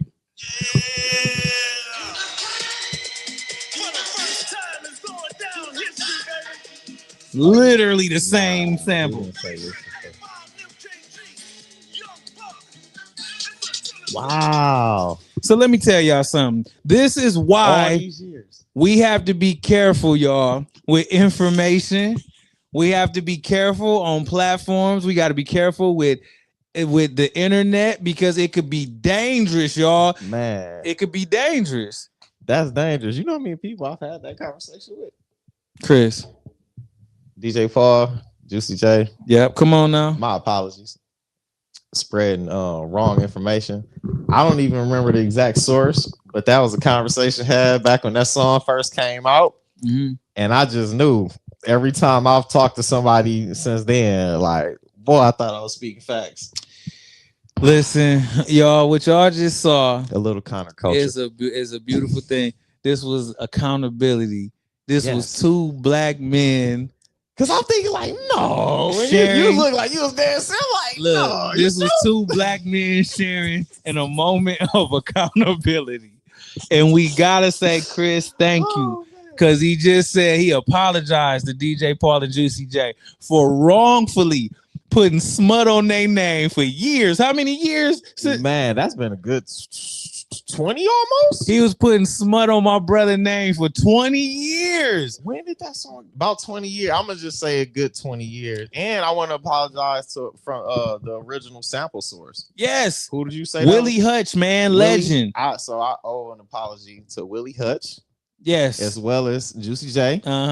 I'm sure Juicy J, if you seeing this right now, he probably watching it like, Chris, shut the fuck up. Listen, Like, man. let me tell y'all, this was a beautiful moment. See, Kings, this how we supposed to be able to do each other. We got to be honest in the moment. You know what I'm saying? And we got to fact check each other because we don't want we can't have each other out here bold. Like, and Chris, I respect that you just took accountability and Shout out apologize to to even bringing Willie up Hutch the and six. DJ Paul and Juicy J. Yes, Willie Hutch, especially you. You're the originator. Yes, legend. Damn. DJ Paul, Juicy J. I'm sorry. My apologies. A little thorough fact checking next time. I thought I did look in it.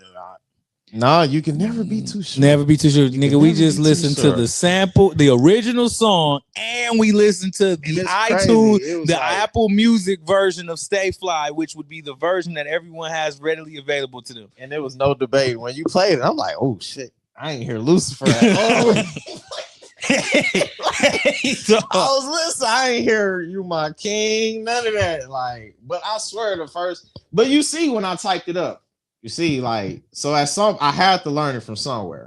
You see, I typed You My God, You My King, Lucifer, and all of that song that I was referring to popped up on Google. So like, I had to get it from somewhere.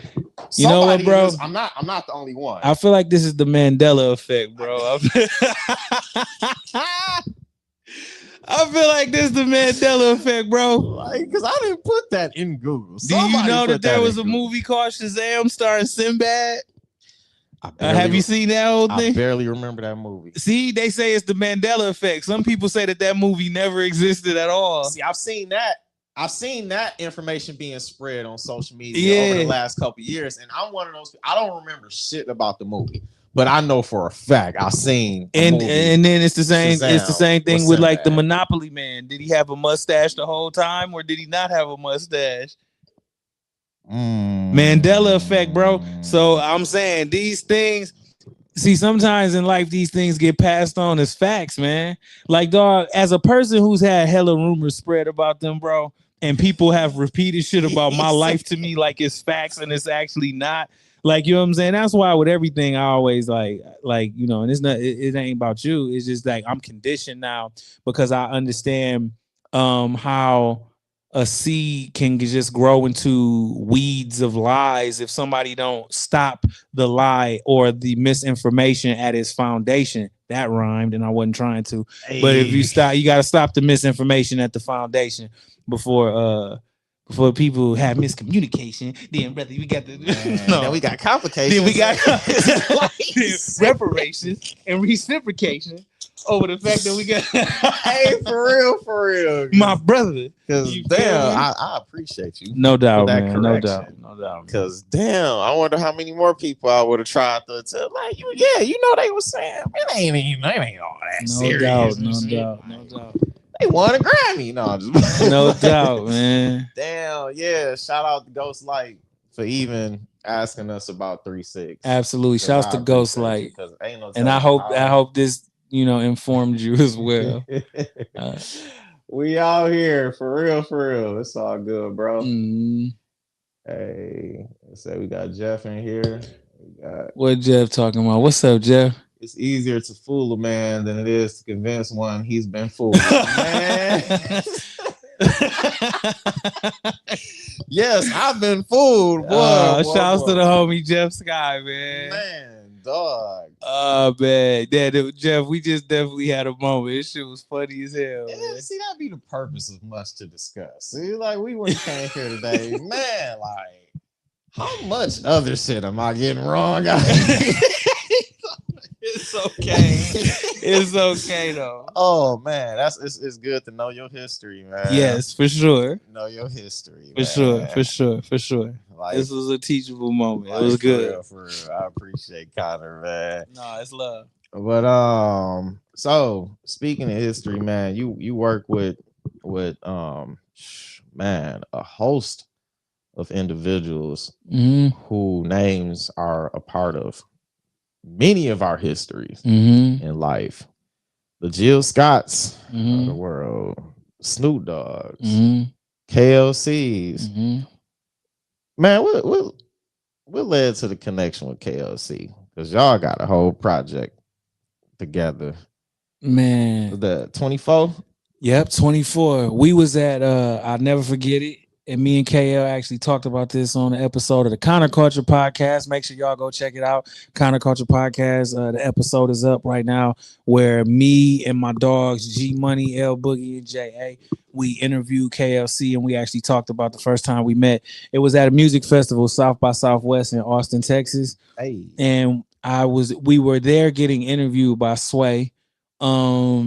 We was doing the Sway in the Morning show on Shade 45, and it was at a shoe store in Austin that particular day. And I'm such a mark for No Limit, dog, and Cash Money. Like, New Orleans hip hop literally raised me, dog. Like, I didn't want to rap before I heard No Limit. There was no Jon Connor. There was no, I wanted to be a chef. Like, you know what I'm saying? And the second I heard No Limit Soldiers, literally my life changed. The people say that, but that shit is true.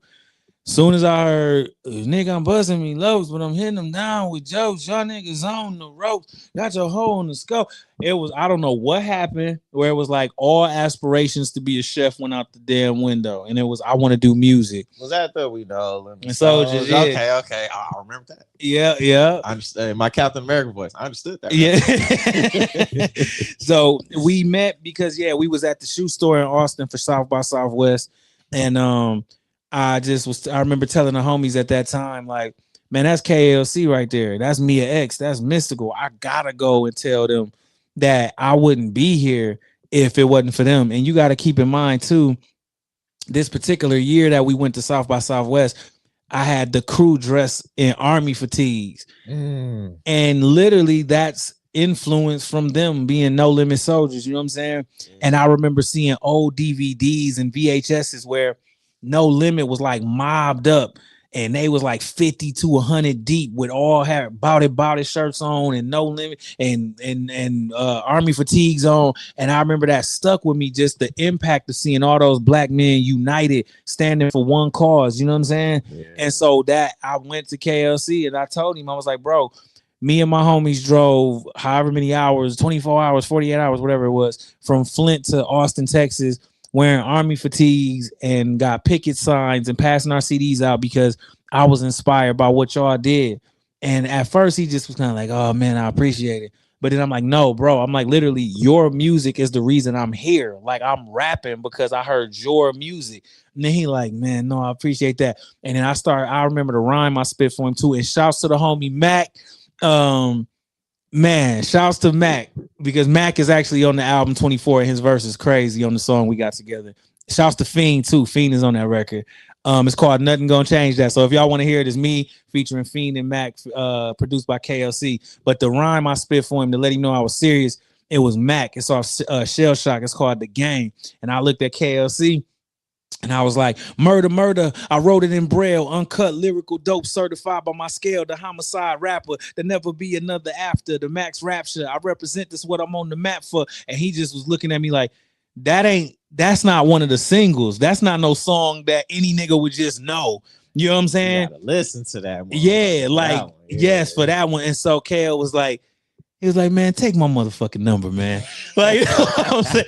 So after that became a mentor, one of my best friends as a grown man, one of the few men, like, you know what I'm saying, that, you know what I'm saying, I still like listen to, like, you know what I'm saying, and anytime he opens up and gives me words of wisdom, I love KL. That is my dog. Like, you know what I'm saying, just one of the most just one of the dopest spirits that I've ever met in the music business.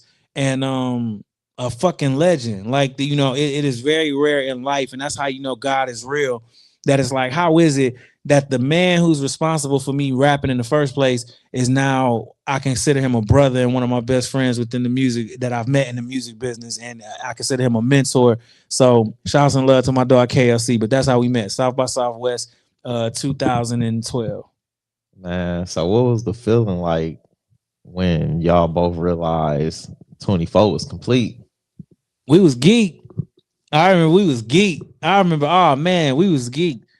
Cause we had been talking about doing something together for a long time. And then finally, I remember it was like one New Year's Eve. I can't remember, a few years back. He just started sending me a bunch of records. And I was like, bet we about to do this. And I just remember when we finally got done with it, just to hear KL be excited.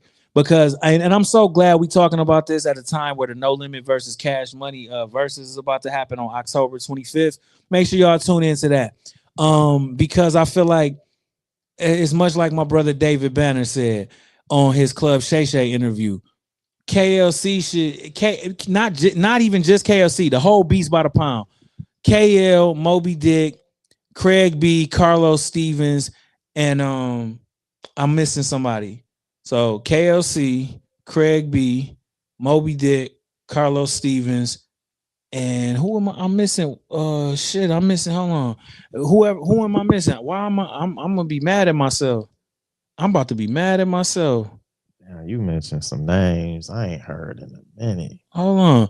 KL, Moby, Craig B, Carlos, and who am I missing? Hold on. Let me see. Let me see. Because I'm about to make sure I name everybody. Why do I feel like I'm not missing somebody, but I am missing somebody? Let me see. I remember they used to say their names too on the track. Man, I'm about to whoop my own ass for this. But I'm gonna make sure we say. I remember who was that shouting out their names at that It Ain't My Fault song. I remember Craig B name getting shouted out. Like son, Craig B. It still ain't our fucking fault. You heard me? Yeah, Craig B. But okay, yeah, the whole Beast by the Pound. KLC, Odell, Moby Dick, Carlos Stevens, and Craig B, Carlos Stevens, KLC, Odell, Moby Dick. There we go. Okay. All right, I'm looking right at the damn picture now, like just to make sure I don't forget nobody. Like, but the point I was making, and shouts to, you know what I'm saying, just so I don't miss nobody. Craig B, Carlos Stevens, KL, Odell, Moby Dick, Beats by the Pound. What Banner was saying in his Club Shay Shay interview was Beats by the Pound should be heralded on the same level as the Timberlands, the Kanye West, the you know what I'm saying, the Neptunes, the you know what I'm saying, the Zaytovens, these producers who all kind of get their flowers. And I feel like at times Beats by the Pound, I feel like don't get their flowers because they came out right before producers started like tagging their beats and right before producers started really getting they just due. You feel me? So it's like, man, I'm so happy that the No Limit versus Cash Money versus is about to happen so that KL and the whole Beats by the Pound and also Manny Fresh. I'm going to keep it real. I feel like Manny Fresh name don't get brought up as much as it should when it comes to producers who changed the game or changed the landscape of hip hop. So, Manny Fresh and Beats by the Pound, I'm just glad they about to get put on that pedestal, man. On the 25th with the Cash Money versus No Limit versus. That's gonna be dope. Man, from being a fan of, I was a fan of No Limit just before being a fan of Cash Money, and man, like I remember just thinking rap was cool and like I can do it a little bit, but then like from Silk to Shaka, Mystical, Mia, C Murder them, then to transition to Cash Money, the Hot Boys, Big Timers. Man, I felt like, oh, I could do this shit. Like, yeah. And then Wayne, Wayne and Turk was so young too. And then like they really made you feel like you could do it. Yeah. Right. Like, seeing people that was our age. Yeah. So they really made me feel like I can do it, man. I was like, I tried to start taking it more serious then, just being inspired by them. I remember we flipped. We tried to create our own little group in the 90s and shit. Yeah. First time.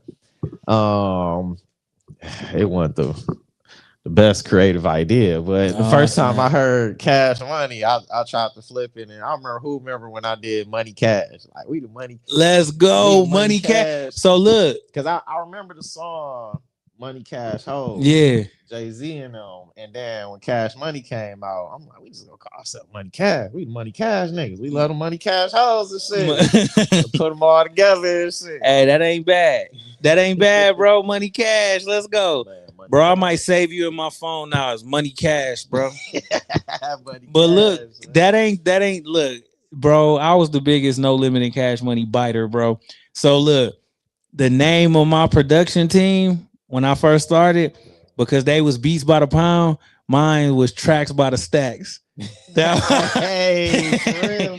real. You feel me? We gonna flip this. We gonna flip this. I told KL that. He started laughing. And he was like, "Hey, that shit kind of hot though." Yeah. But and then also by the time Cash Money came out, I was a huge Cash Money biter as well when they first came out.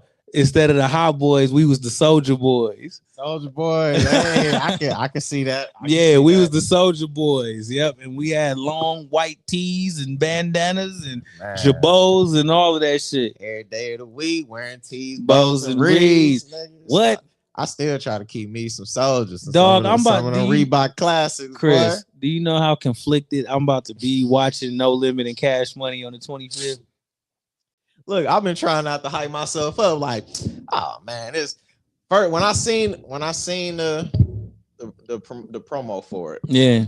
The first thing I thought, I tried not to get geek because I'm like, nah, because I got geek when Dip said them. That was hard. And then I don't know, I expected more. What more could you expect? That shit was legendary. Jadakiss went crazy. Yeah, Jada did. You feel like the Dips held theirs down though? I think when it comes to, because unanimously, people feel like the Diplomats lost, right? Yeah. So that's what I'm kind of speaking on. Like, right. People feel like I feel like it was the order in which they played certain songs is what did it in the end. That's number one. I feel like the sequencing is a big part of this shit. Mm-hmm. And also, and I'm gonna tell KL that, like, bro, it's about sequencing. You know what I'm saying? Sequencing the order in which you play the songs, but then also I felt like Jada just kind of went, and I also feel like Jadakiss and the Locks and them, I feel like they rehearsed a lot more than the Diplomats did. I feel like, know what it felt like? It felt like the Diplomats hadn't seen each other in years, and they literally just tried to do all that shit in one night, like just off memory. And Locks came ready. And the Locks came like they was prepared, like them and the DJ been practicing. Practice makes perfect, y'all. And so, and the last thing, just Jadakiss was in a whole nother world, and he was just you caught him on a night where it was just like shit. It wasn't nothing that was gonna stop him from doing what he did. Jada took over. Yeah. For verses, the highlights for me was, of course, like the Jeezy and Gucci. That was crazy too. I never thought I would live to see them two, right, come in that atmosphere to try to squash or whatever. Like olive branch extendings, I ain't see that coming when it did. So that was dope for me. But Snoop Dogg and DMX, that was beautiful. That was fun. Yeah, that was fun for me. I loved it. I was expecting something else, like for them to really like, but it was so much love. Yeah. But it was just like, man, I couldn't do nothing but just appreciate it, man. Yeah, no, so that was beautiful. Like, when I seen No Limit and Cash Money, I'm like, oh, like you said, like, will the songs, will it be sequenced? Right, you know what I'm saying? Because I know I love shit from both of them, but like, how will this play out? Will they play the shit I love? And like you said, it's songs like that wasn't singles that we really love. That was crazy. Those get some love in there, right? So like, man, I don't know, man. I guess try to expect the unexpected. You know, what's that line she saying in Spider-Man? What's that?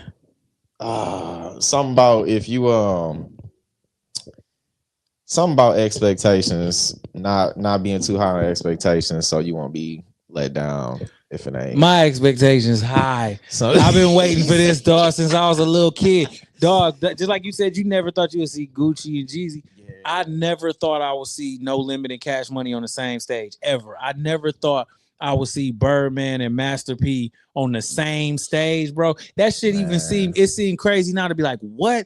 Like, we about to see No Limit and Cash Money do something together. We about to see it, and in this verses, so I'm gonna assume Wayne gonna be there too. So you about to have Lil Wayne, Mia X, Silk the Shocker, Juvenile. I want all of them to be there. Yeah, like who was the core, right? Of both sides when they were both at their height. I want, like you said, Mia X. Them, man, like. Mia X, somebody who don't get enough respect either. Like to me, one of the greatest female MCs of all time. Her album, like Mia X album and all that shit. Mia X was cold, man. One of the greatest female MCs of all time. Period. man, like, um, Bro, her verse on Make 'Em Say is crazy. man, Bro, we capitalizing, monopolizing on everything you see. Got pistols drawn and cocked. We got the industry locked. We can't be stopped. Too hot. Check the spot that we got on Billboard. The tank and set up roadblocks. We fading. All you hoes want some more. So let's go. Stretch it out like elastic. Dip that ass up in plastic. Have your folks picking castic, drastic, attacking fears. Stop it, bro. it's the biggest Mama Mia, man. Dog. What the fuck? Man, dog. That track would make them say, Yeah. tell me about the impact that song had on your life. We used to listen to it every night and get fucking like turned in my room and in my basement, like me and all my cousins and my sister. Yeah. Even to this day, like if we have family functions, we'll put on it's certain No Limit songs that dog, it's like a full revival. If you be around my family, like and we cut and then it's like the elders in my family, they just be looking at us like, here they go with that shit. They've been doing that since they was kids. Like dog, if we put on Bout It Part 2, Make 'Em Say I'm a Soldier by Silk the Shocker. Shit, what other ones did we turn up to? But those ones in particular, if we put those on that about it part 2 one. Yeah, absolutely. Okay. Yeah. But yeah, man, that song had a crazy impact. I think Make 'Em Say it's certain songs in hip hop that I think are perfect songs where the beat was perfect, the hook was perfect, and all the verses was perfect. I think Make 'Em Say is a perfect rap song. That was one of those songs. Me and my cousins and my brothers, them and the homies from the hood, we used to like take turns and shit, especially when the video come on. We'll be acting like we in the living room and shit in the basement, acting like we was the ones rapping. Like, oh, this is my part. I'm a rap. Let's go. This part right. I go sit on the top of the couch and acting like I was sitting on the rim and shit, like and rapping mystical. Wow, that nigga that rap, man, that shit be fun as hell. Like, man, from No Limit would make them say, us taking turns, acting like we the ones in the video. Yeah. Like, man, we used to reenact that shit so much to the part where Shaq was in the crowd going crazy, he doing was. all that shit Had too. a No Limit Soldier shirt on. Yeah. Doing all that shit, man, to Cash Money with Bling Bling and all Bro, that. Man. Why do people be fronting on Birdman? Birdman snapped on Bling Bling, and I don't care what nobody say. Dog, when you think about it, man. So, bro, first of all, with like a lot of now tell me if this makes sense or you agree with this. What's up? Like a lot of the shit talking, rapping, that's like carrying hip hop nowadays.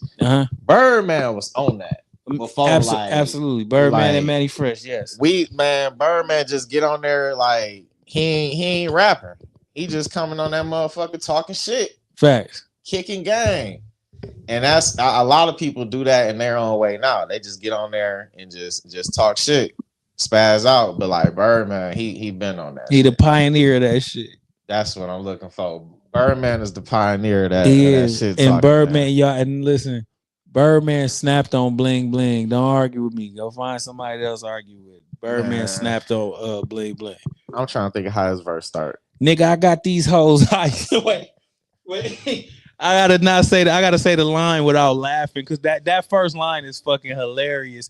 Nigga, I got these hoes ice sucking nut while my little BG's on the bus putting out cigarette butts. But me personally, Playboy, I don't give a fuck. And I'm always show love to my cut. Hit the club, light the bitch up. The Cash Money motto is the drink till you throw up. Nigga, point the hoe, I guaranteed I could fuck. Cause whoa there, I'm tattooed and balled up. Medallion iced up. Rolex bezeled up and my pinky ring is platinum plus. Earrings be trillion cut and my grill be slugged up. My heart built with anger cause nigga I don't give a fuck. Stack my cheese up cause one day I'ma get his street life up. Beef, I don't discuss. Nigga out of line, go get his motherfucking head bust. Cash Money, millionaires plus. Don't touch the bitch. You can't fuck the bitch.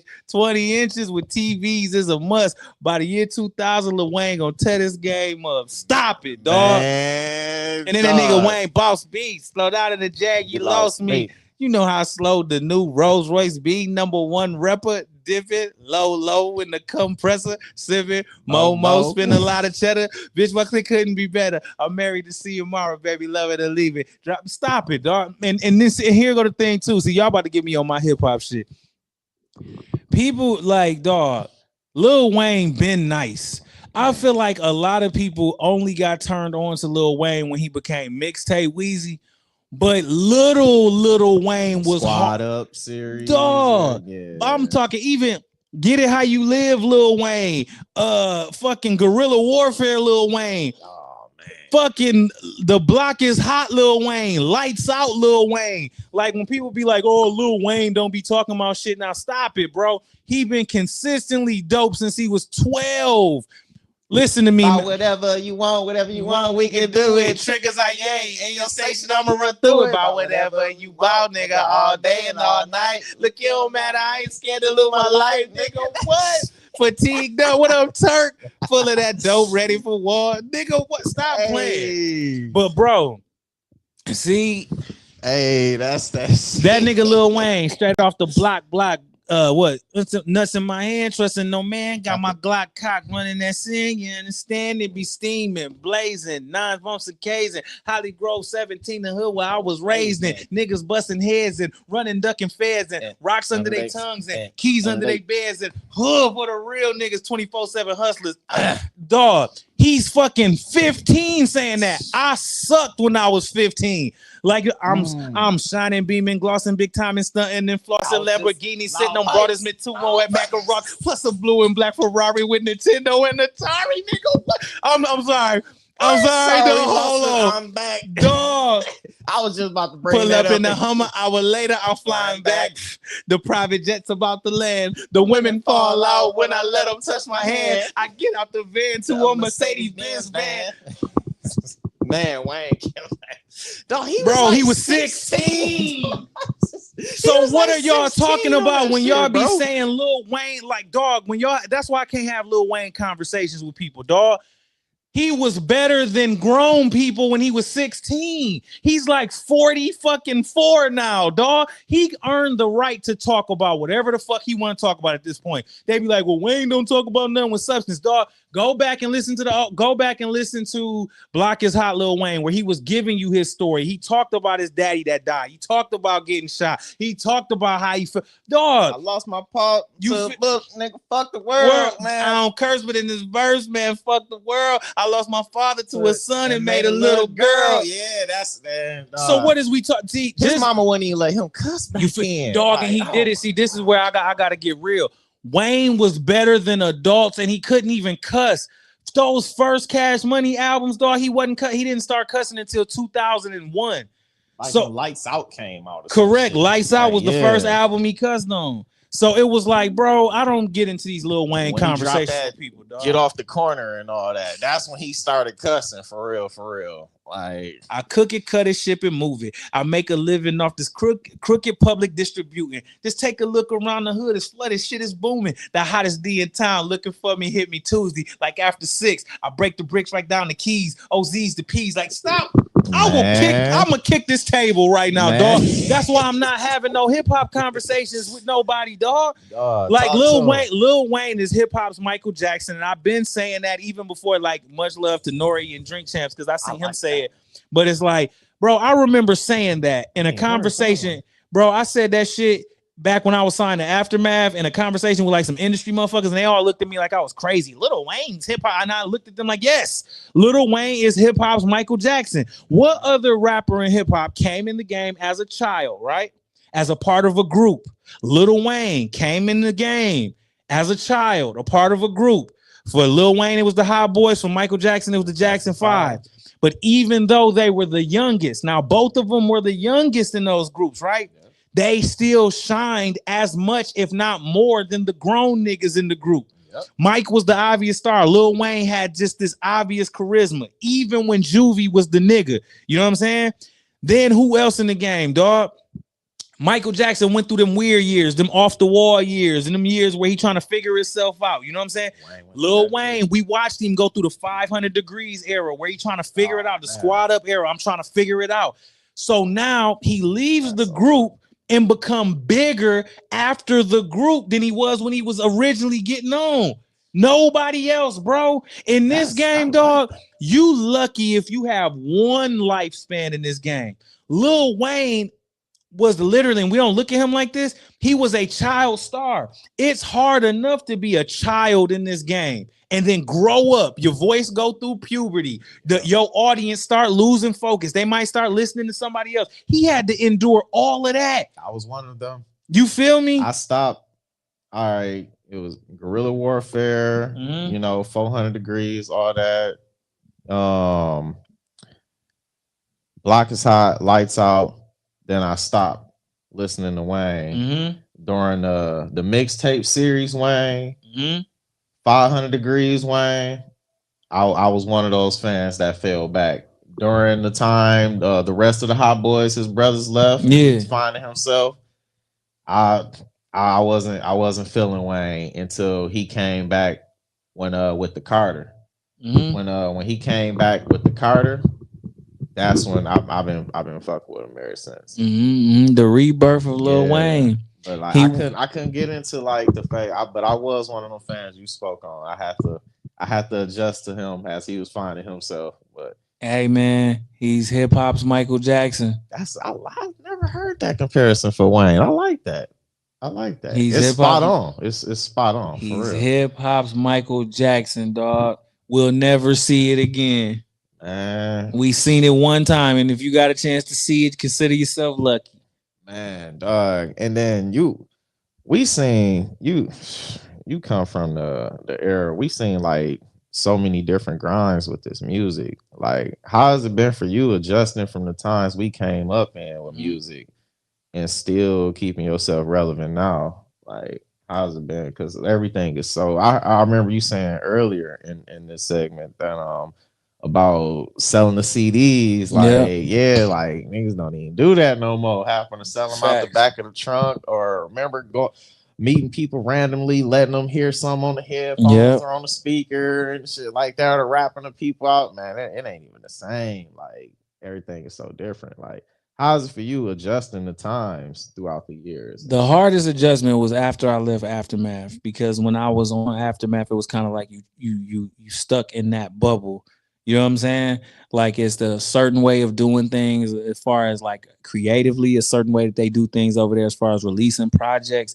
And it's a system that works for them. You know what I'm saying? And so I came from the internet. I came from the blog era. So it was, when I got to Aftermath, and it was a couple adjustments. I had to adjust to the way that they did things, where it was like I was used to just putting music out whenever I felt like it.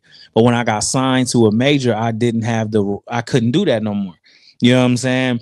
And it was like I had to adjust to that. So then when I left Aftermath, I had to readjust to the way music is now. Streaming services and abundance of content and all that. You know what I'm saying? Because when I went in, like, talking like that shit was a prison sentence. Like, when I went in, and when I came out, but went into that deal, y'all. Yeah, got into that record deal. But yep, when I went in, it was a certain way, and when I came out, it was a certain way. And it did take a second for me to readjust. You know what I'm saying? But now it's like I love it. I love the freedom.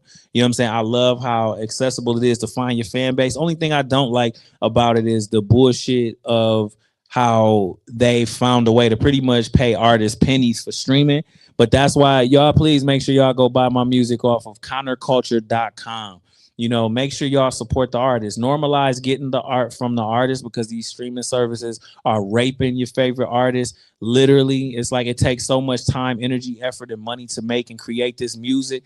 And if y'all truly do appreciate y'all favorite artists, man, donate to their cause. You know what I'm saying? Go spend money with them. Go to their label. Go to their website. Go buy their merch. You know what I'm saying? Like, really support your favorite artists, because this system that we're in as creatives is designed to rob us and honestly use us up for all of our gifts. And our gifts are a natural resource, and they want to use it all up and discourage us to the point where we just give up and give it all to AI. But I just ask that, y'all go support your favorite artists, even if it ain't me. Like, I don't give a fuck who it is. Like, support your favorite artists. Go get the music from them directly. But I love the way the game is. That's the only thing that I would probably change. Okay. Yeah, man. Man, we can speak on so much more. We got to do part 2. We gotta do a part 2. I'm looking at the time. Like I was supposed to let my brother go a while ago.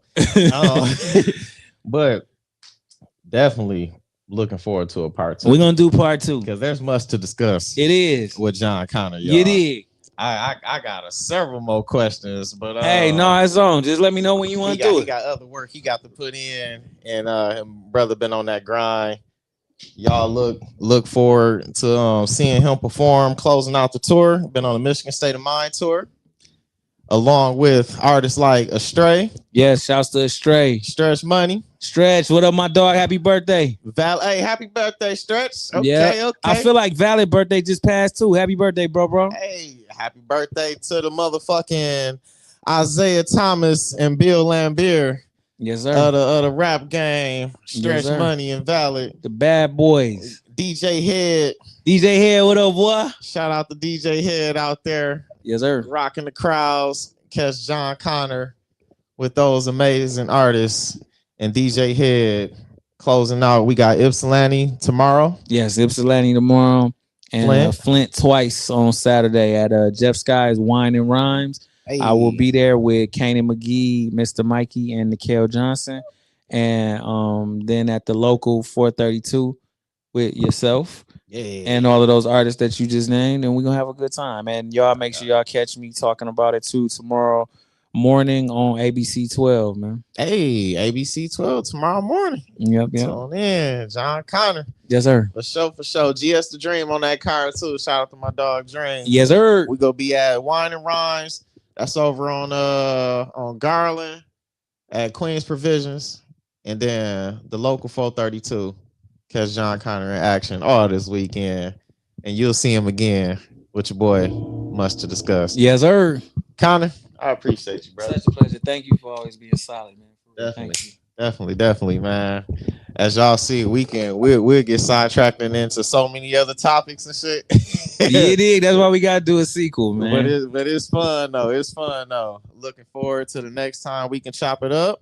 Yes, sir. I'll be seeing you rock the mic this weekend. Y'all tune in. Tell them how they can follow you and tap in one more time. Make sure y'all follow me on my socials. Is at Jon Connor Music, JonConnor Music.